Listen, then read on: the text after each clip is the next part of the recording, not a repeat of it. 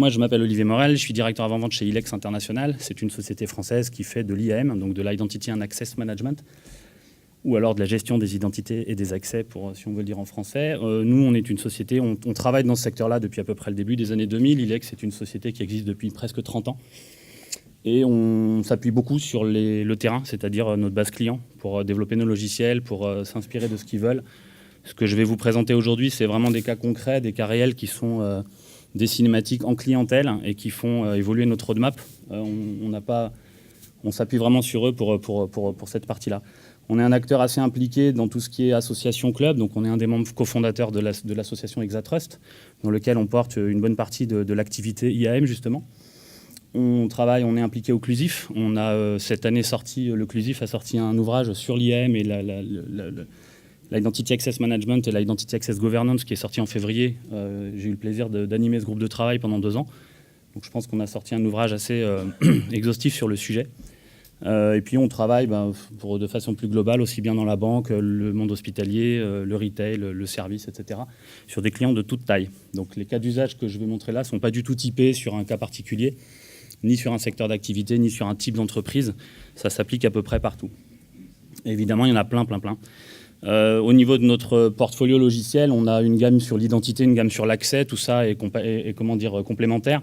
On a des clients qui vont prendre vraiment juste un module de self-service de reset de mot de passe, par exemple. D'autres qui vont prendre vraiment un IAM à 360 degrés pour recouvrir l'exhaustivité de leurs besoins en la matière. On adresse aussi le monde du client aujourd'hui, puisque dans la logique GDPR, il faut aussi pouvoir s'inquiéter de savoir si les identités de vos clients sont correctement protégées. Donc c'est toujours plus simple d'avoir une belle organisation de cette identité-là, plutôt que d'avoir une organisation en silo où vous allez avoir quasiment autant de référentiels d'identité et de données personnelles que de services que vous allez proposer. Donc la logique de SIAM aujourd'hui est une logique qui prend de plus en plus et on s'est positionné également sur ce marché-là. Voilà, donc venons-en aux faits. Donc moi je vais parler d'authentification multifacteur adaptative. Alors j'ai la fâcheuse habitude d'utiliser des termes qui me sont très familiers. Donc ce sera probablement le cas dans la suite de ces slides. N'hésitez pas à ce qu'on en reparle après si j'ai utilisé des acronymes ou qui vous sont pas familiers. Ce qu'on voulait prendre, c'était un exemple, donc un contexte. Le contexte, il va être très très simple. Je prends un cas d'usage où je veux montrer des types d'accès à des applications cloud depuis mon SI, depuis la zone de confiance que décrivait ce matin Frédéric Malmartel. Donc je considère mon SI de confiance, ou je considère que j'ai des zones de confiance dans mon SI. Ça veut dire que je maîtrise mes périphériques, mes PC, mes smartphones, mes tablettes, et puis j'ai des zones non de confiance ou des zones plus à risque qui sont en bas à droite, qui sont surtout pas maîtrisées. C'est-à-dire que mes utilisateurs vont accéder à ces mêmes applications d'entreprise depuis des périphériques que je ne connais pas, depuis des localisations que je ne connais pas, donc depuis des environnements qui font que techniquement c'est plus risqué, mais j'ai quand même pas envie de les interdire d'y accéder. Donc j'ai besoin de renforcer la sécurité dans ce contexte précis. Et on va surtout adapter cette sécurité au contexte et au contexte d'utilisation et au contexte d'accès de nos utilisateurs aux applications. Donc l'objectif dans la présentation, c'est de présenter quelques cas d'usage sur la base du petit schéma précédent. On va se positionner dans les différents contextes, selon si on est dans la zone de confiance sur un PC maîtrisé ou un smartphone maîtrisé par un NDM, etc., ou si on est dans une zone plus à risque sur un environnement qu'on ne connaît pas. Donc on va considérer que les utilisateurs, ils peuvent être partout, ils peuvent être en interne, en externe, ils peuvent utiliser n'importe quel type de matériel. Et puis on va s'appuyer pour les cinématiques qui vont être présentées sur un certain nombre de concepts qui sont ceux de l'access management, donc la gestion des accès. Donc on parle de single sign-on évidemment, on parle d'authentification forte, MFA, donc d'authentification multifacteur, d'authentification adaptative et de contrôle d'accès logique. Donc dans le premier scénario, on va prendre un cas où on est dans la zone de confiance, on est sur un PC maîtrisé. C'est juste un petit scénario pour commencer à montrer des choses en matière d'authentification. Donc on a fait des choses qui sont assez basiques, parce que dans l'authentification, on parle de beaucoup de choses. On parle avec tout ce qui est sorti par les grands constructeurs type Apple, autour de la reconnaissance faciale, évidemment le digital, tout ce qui est à base d'empreintes digitales, etc. Donc il y a beaucoup de choses dans la matière, il y a beaucoup de travaux par beaucoup d'éditeurs, il y a des normes qui s'installent, il y a une alliance qui s'appelle FIDO qui travaille beaucoup sur les éléments biométriques. Après, il faut regarder aussi la réalité de ce qui est réellement déployé. Donc moi, je ne vais pas trop aborder ces sujets-là. Il faut regarder ce qui est du niveau de la R&D, de ce qui est du niveau de la prospective, du prévisionnel, et puis ce qui est du niveau de ce qui est déployé. On prend M. Malmartel ce matin, il a parlé d'une carte à puce. Voilà, ça c'est probablement ce qui est le plus déployé, puisque à commencer déjà par le secteur de la santé en France, c'est extrêmement déployé la carte à puce, puisque la législation depuis 2007 imposait, via le décret de confidentialité, l'usage de ce type de support pour authentifier les professionnels de santé. Donc quand on parle d'authentification multifacteur, on parle de, je reviendrai dessus, mais on parle de différents facteurs entre ce qu'on connaît, par exemple un mot de passe, ou un code PIN, ce qu'on possède, par exemple une carte, un téléphone, un token, une clé USB, n'importe quoi, un matériel, et puis ce qu'on est, donc un élément biométrique, donc une empreinte, un réseau veineux, un iris, une voix, un comportement. Aujourd'hui, il y a des technologies d'authentification qui vont détecter que la façon dont on tape un code ou un mot de passe, c'est caractéristique de sa personne et c'est un caractère unique. Donc il y a beaucoup d'éléments là-dessus. Donc ici, sur scénario, bêtement, je m'authentifie sur mon poste de travail, évidemment avec un mot de passe. Mais cette authentification peut intervenir de différentes façons. Là, on va verrouiller le poste. Je vais utiliser ce que montrait ce qu'évoquait M. Malmartel tout à l'heure, une carte à puce avec un code PIN. Donc là, cette carte à puce, en général, on va la mutualiser avec d'autres éléments qui vont être utilisés dans l'entreprise. Par exemple, de plus en plus, on a des cartes qui ont une interface contact, comme ici, où on va saisir un code PIN pour débloquer l'accès à un certificat.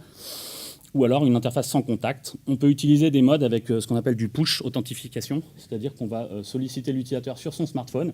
Là, j'ai juste mis un login, et je reçois une notification sur mon téléphone. Et c'est la présentation de mon empreinte sur mon téléphone qui va valider le fait que c'est bien mon téléphone, c'est bien mon identité et c'est bien moi qui peux ouvrir ma session sur mon poste de travail. Donc quand on ne veut plus faire de mot de passe, on a la carte en contact, en sans contact. On a des technologies à base de devices mobiles et on a évidemment tout ce qui est à base de facial, etc., que j'aborde pas trop. Donc effectivement, l'idée dans l'authentification, c'est surtout aussi d'utiliser quelque chose idéalement qu'on a déjà. C'est-à-dire que si vous avez déjà déployé du badge au sein de votre organisation et que ce badge sert à la cantine, au contrôle d'accès physique, etc., c'est souvent intéressant de mutualiser ce badge avec une authentification sur le poste pour avoir un seul token et pas en avoir autant que de cas de figure d'accès à quelque chose. Ensuite, une fois qu'on est authentifié dans cette zone de confiance, moi je vais accéder à mes applications cloud. Donc là, je considère que moi je suis sur un PC de confiance, dans mon réseau de confiance. Donc je vais ouvrir un portail. Sur ce portail, je suis reconnu parce que je suis authentifié sur mon poste et donc je n'ai pas besoin de me re-signer dans ce portail-là. Et puis dans ce portail, je vais accéder à des applications comme par exemple Office 365. Et là, je n'ai pas besoin de me signer. Donc à partir du moment où la première authentification est réalisée dans cette zone de confiance, je ne demande plus rien à l'utilisateur. Son expérience elle est transparente, il ouvre son portail, il accède à son portail, il accède à Office 365. S'il ne veut pas passer par le portail et qu'il veut passer par un autre canal, c'est-à-dire accéder directement à l'application en allant directement sur l'URL d'Office 365, eh bien, grâce au mécanisme de SSO, de fédération d'identité, on va aller vérifier que son identité est bien celle qu'il prétend être, c'est-à-dire qu'on va vérifier auprès du fournisseur de l'identité que la personne est correctement authentifiée. Donc plutôt que d'accéder directement à Office 365 comme ici, et de taper un mot de passe, on va vérifier sur l'IDP, sur le fournisseur d'identité, que la personne est connue, elle est authentifiée et elle accède. Exactement pareil avec une autre application qui doit être Yammer. Dans cette vidéo, là je vais accéder à Yammer. La fédération d'identité me permet de renvoyer l'utilisateur vers celui qui fournit l'identité, c'est-à-dire l'IDP, on appelle ça comme ça. On vérifie que l'utilisateur est connu et puis il accède à Yammer directement. Dans ce cas de figure, on a donc l'utilisateur est logué sur son poste avec les différents moyens qu'on a vus dans la vidéo précédente. Et puis à partir de là, je lui demande plus rien. Donc mon objectif, c'est vraiment de concilier la sécurité avec l'ergonomie. Je suis dans une zone de confiance. Je vais peut-être considérer qu'un login mot de passe pour authentifier l'utilisateur, ça suffit. Ou alors peut-être pour certaines populations, je vais utiliser de la biométrie. Par exemple, je suis une banque et puis la majeure partie de mes utilisateurs sont en login password et puis certaines de populations plus sensibles comme mes traders par exemple vont utiliser de la biométrie. Peut-être que je suis un hôpital, j'ai mes professionnels de santé qui ont une carte à puce et puis ceux qui ne sont pas professionnels de santé n'ont pas de carte à puce donc ils vont utiliser autre chose. Donc on doit pouvoir avoir plusieurs moyens d'authentification adaptés à l'usage des utilisateurs et puis adaptés au niveau de confiance dans lequel on se situe.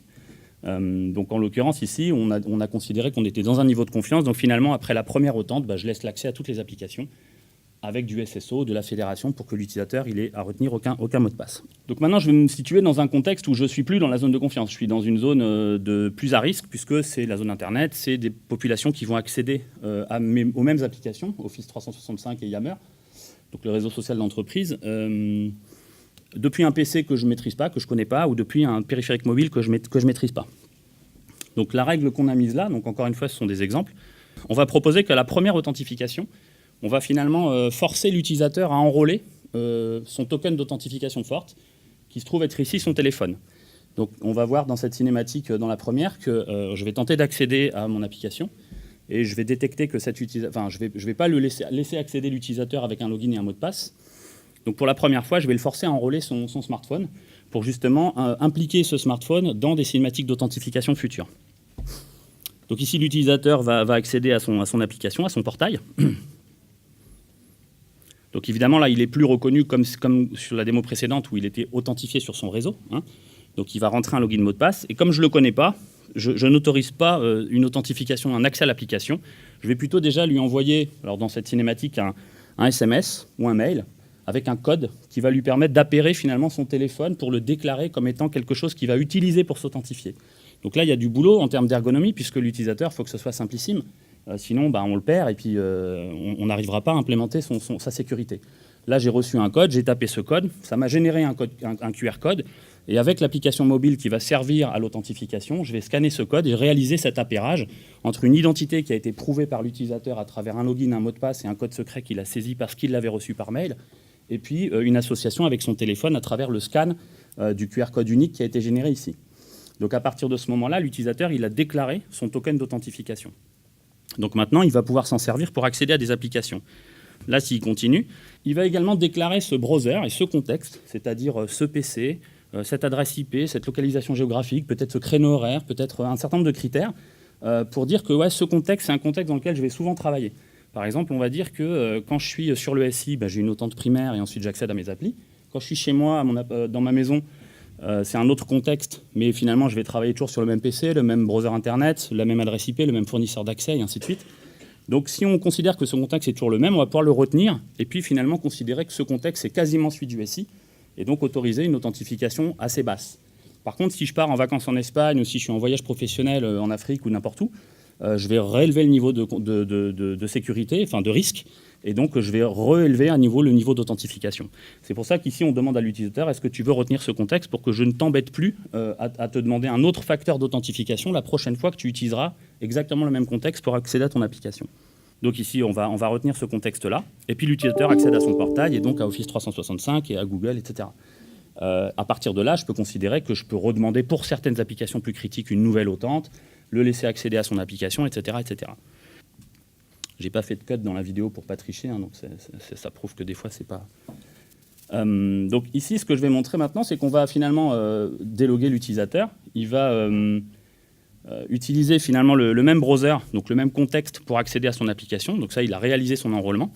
Donc il va accéder à son application et on considère que vu que le contexte est le même, ce contexte on le connaît et qu'on l'a retenu, il va pouvoir rentrer uniquement avec une authentification basique, c'est-à-dire login password. Par contre, s'il utilise un autre contexte, donc là je vais changer de navigateur et je vais prendre Firefox alors qu'avant j'étais sur Internet Explorer, donc c'est juste l'exemple du browser, ce contexte n'est plus le même, j'ai pas la même signature globale, j'ai pas la même empreinte, donc c'est un contexte que je ne connais pas et donc je vais surélever le niveau d'authentification pour accéder à cette même appli. Donc l'utilisateur va rentrer son login mot de passe comme ce à quoi il s'attend, mais par contre cette fois, je vais le solliciter sur son smartphone qu'il avait au préalable enrôlé pour qu'il réalise, qu'il prouve que c'est bien lui. Donc il a reçu une notification, il va présenter son empreinte. Alors quand on n'a pas de téléphone avec un capteur d'empreinte, on tape un code PIN pour débloquer, pour valider l'identité.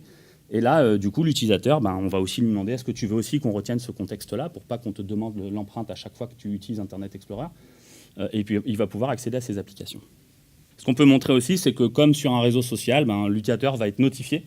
Il va recevoir un mail ou une notification. Alors ça peut être lui, ça peut être son manager, ça peut être le SOC, pour lui dire que tiens, il y a un nouveau contexte de connexion à l'application Office 365 via le portail de l'entreprise qui a été déclaré par l'utilisateur Toto.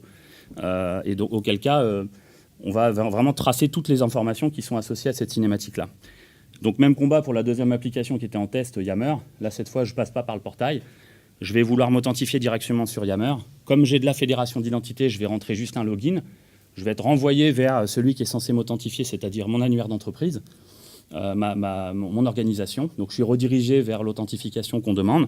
Je vais saisir mon login et mon mot de passe. Si ce contexte est nouveau parce que c'est une application que j'avais pas souhaité, pour laquelle j'avais souhaité surélever le niveau d'authentification, ou si ce contexte est connu, en l'occurrence ici oui, puisque c'est ce même browser, etc., je rentre avec mon login et mot de passe d'entreprise pour accéder à Yammer.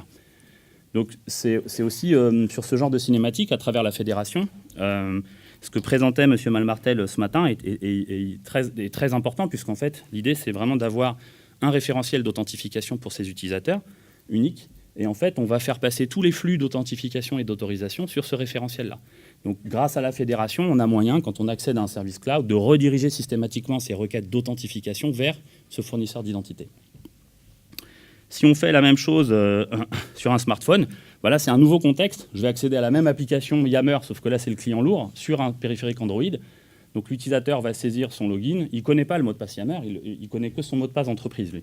Donc grâce à la fédération, on va le renvoyer sur son annuaire d'entreprise, sur son socle d'authentification. Et comme c'est un nouveau contexte, on va lui demander de prouver son identité en présentant son empreinte et pas juste en saisissant un login et un mot de passe. Donc ici, effectivement, ici, il va saisir un login et un mot de passe. Et puis ensuite, on va le solliciter pour qu'il présente son empreinte, puisque c'est un nouveau contexte qu'on ne connaissait pas. On avait, dans la vidéo précédente, uniquement un contexte sur un PC, dans Internet Explorer et dans Firefox, alors que là, on est sur un périphérique Android, dans l'application native Yammer. Donc on a le push, on valide ce push, et puis on accède à Yammer sur ce périphérique mobile-là. Donc ça, c'est vraiment des cas d'usage qui sont de plus en plus courants, c'est-à-dire de dire que j'ai des utilisateurs externes qui vont accéder à des applications externes, mais ils vont quand même passer par chez moi. Parce que je veux contrôler leur authentification, je veux élever le niveau selon le contexte, et je veux être sûr que l'authentification est bien réalisée sur le référentiel d'identité que j'administre pour garantir le fait qu'ils accèdent à ces applications avec mon autorisation. Dans le troisième exemple, on va prendre un autre cas. Là, on est dans un cas mobile. Donc ça, c'est un sous-exemple d'un exemple qu'on a en production chez un gros client à nous, dans lequel ils ont mis en bas des règles où ils ont vraiment une volonté de filtrer l'accès aux applications en fonction d'énormément de critères. Donc le canal d'accès, est-ce qu'on est en interne, est-ce qu'on est en externe, du type de device, est-ce qu'on est sur un smartphone, est-ce qu'on est sur un PC, est-ce qu'on est sur un smartphone qui est maîtrisé par le MDM, lequel, parce qu'ils en ont plusieurs. Donc selon si j'ai AirWatch, etc., ben, j'ai pas les mêmes règles, parce qu'en fait, je ne vais pas avoir le même niveau de sécurité, je n'administre pas les mêmes périphériques. Selon l'OS, selon la typologie du device, donc c'est ce que j'ai déjà dit, selon l'entité, ils n'ont pas les mêmes règles selon si on est corporate, si on est filiale, etc. Et puis selon le niveau d'application auquel on accède. On a évidemment, c'est ce qu'on disait, c'est toujours des questions d'évaluation du risque et de criticité de certaines applications par rapport à d'autres. On peut laisser l'utilisateur tranquille pour accéder à des applications non sensibles, mais dès qu'elles deviennent beaucoup plus sensibles, il faut élever le niveau de sécurité. Donc ici, on va prendre les deux mêmes applications, Office 365 et Yammer. Et ce qu'on va montrer, c'est qu'en fait, sur les devices, alors chez ce client-là, ils font la part des choses entre les devices vraiment purement personnels et les devices professionnels. Donc ceux qui sont managés par le MDM et ceux qui ne sont pas managés du tout. Là, dans la démo, on va faire un cas hybride dans lequel on va avoir une zone personnelle sur le device et une zone professionnelle sur le device. Donc la zone personnelle, je fais ce que je veux. J'ai des jeux, j'ai tout ce que je veux, j'accède à mes applications. Et la zone professionnelle, c'est mon MDM. Donc là, on a utilisé Knox pour simuler le fait que j'avais un container. Et ce Knox, on y rentre avec un code PIN ou avec l'empreinte et on accède dans le monde de l'entreprise et dans potentiellement les mêmes applications, mais qui sont considérées comme sous autorité de l'entreprise. Ici, là, je suis dans ma zone personnelle. J'ai mes deux applications à gauche, puis des choses plus personnelles. Je vais pouvoir les exécuter. Et puis Knox, mon espace pro, là, qui est matérialisé en haut à gauche, c'est la zone d'entreprise. Pour rentrer dans cet espace pro, je tape un code PIN. On peut faire l'empreinte aussi. Bon, après, ça dépend des technos. Et puis, j'accède aux mêmes applications, à Outlook et Yammer, que je vais utiliser. Donc, l'objectif ici, c'est de montrer que l'utilisateur, il ne va pas pouvoir accéder à Outlook et à Yammer dans la zone perso, mais il va pouvoir le faire dans la zone pro.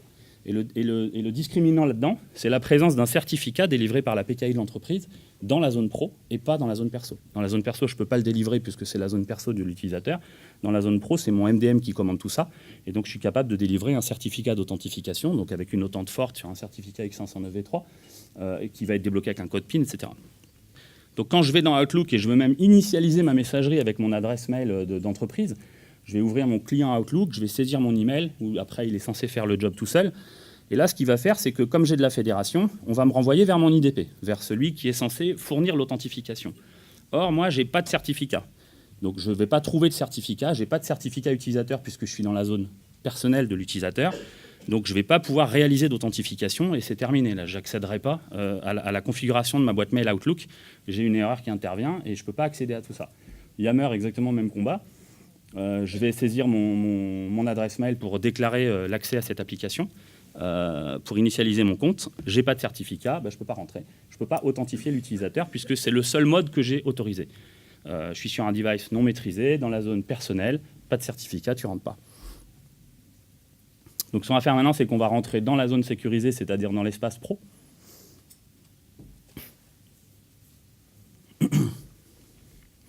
Donc cet espace pro, on le débloque avec ici un code PIN. Et je vais faire la même chose, on va ouvrir Outlook, on va saisir la même adresse email et on va voir que là, cette fois, il y a la présence d'un certificat et on va pouvoir initialiser l'accès à la messagerie.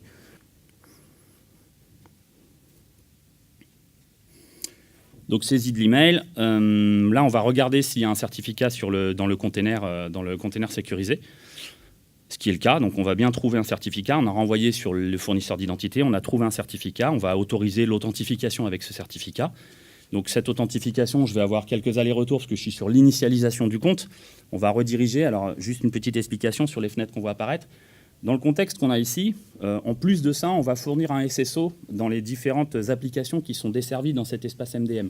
Donc on a besoin d'avoir une sorte de broker d'authentification qui va garantir la présence d'un jeton et qui va pouvoir être réutilisé pour amener une expérience d'utilisateur d'authentification unique. C'est-à-dire que quand j'aurai réalisé l'authentique sur la première application dans cet espace-là, les autres authentiques, je vais les rendre aussi transparentes. Ce qu'on va voir, c'est que pour la première application, je vais demander le mot de passe du certificat. Pour la deuxième application, je ne le demanderai pas. Donc c'est pour ça que là, je vais passer par une brique intermédiaire qui va être mon broker d'authentification en quelque sorte. Donc ici, moi, j'ai redirigé vers celui qui est censé authentifier l'utilisateur. Il a trouvé le certificat, je demande le mot de passe du certificat. L'utilisateur saisit le mot de passe de son certificat, qu'il connaît.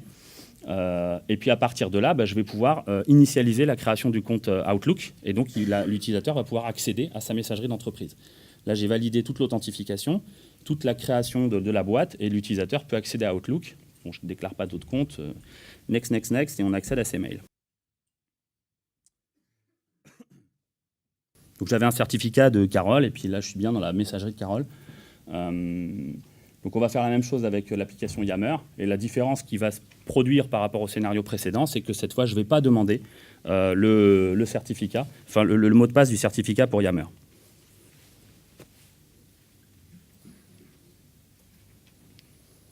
On a vu que dans le cas de l'espace personnel, ça ne fonctionnait pas parce que je n'avais pas ce certificat. Ici, c'est une autre application cloud. Je saisis mon email. Je vais avoir détecté qu'il y avait bien un certificat qui était présent également. Donc on peut redemander, là il y a énormément de règles, on peut redemander une authentification ou pas, rendre totalement transparent. Là je laisse bien apparaître les différentes étapes et les échanges qui peuvent se produire. Et l'initialisation, je passe bien par mon broker, je suis déjà authentifié, je ne redemande pas de mot de passe. Toutes ces étapes, on peut les cacher à l'utilisateur. Moi je veux vraiment les mettre en avant ici pour qu'on voit les différents échanges. Et puis j'accède à Yammer et je suis rentré dans mon application. Donc là sur ces premières applications-là, c'est l'initialisation de l'échange. Après, pour l'utilisateur, c'est vraiment transparent. Il rentre dans son MDM, il est dans la zone de confiance sur un périphérique à risque, dans une zone à risque, mais ce n'est pas grave, il peut accéder à ses applications cloud. Donc dans le cas de ce client mystérieux, on a beaucoup de règles qui sont celles qui sont en bas, qui sont implémentées dans leur cinématique, et c'est un déploiement sur plusieurs milliers de smartphones. Donc on est vraiment sur des règles qui concernent des grosses populations d'utilisateurs. En fait, je suis très en phase avec ce qui a été dit dans la première présentation, c'est-à-dire que l'importance de mettre en place une brique de sécurité, de brique d'access management, enfin de contrôle d'accès et d'authentification, donc de base un annuaire, donc qui est correctement installé, exploité, alimenté, administré, d'appuyer dessus une brique de sécurité qui va gérer l'authentification, toutes les règles associées et l'autorisation. À partir de là, on est bien et on peut systématiquement raccorder toutes ces applications sur cette brique centrale de sécurité. Donc finalement, on avait sur la première présentation un cas concret d'un vrai client qui a implémenté ça, pas sur la technologie ILEX, mais ça prouve que tout ça est standardisé. Sur ces cinématiques d'authentification, il a aussi mis le point sur des éléments importants, l'ergonomie utilisateur, la sécurité, l'access management, c'est toujours concilier la sécurité avec l'ergonomie, c'est toujours un réglage qui est fin et qu'il faut trouver. Il faut évidemment éviter tous les lieux communs du fait que plus c'est compliqué, plus l'utilisateur va esquiver ou détourner la sécurité. Donc la sensibilisation est hyper importante, l'ergonomie, etc.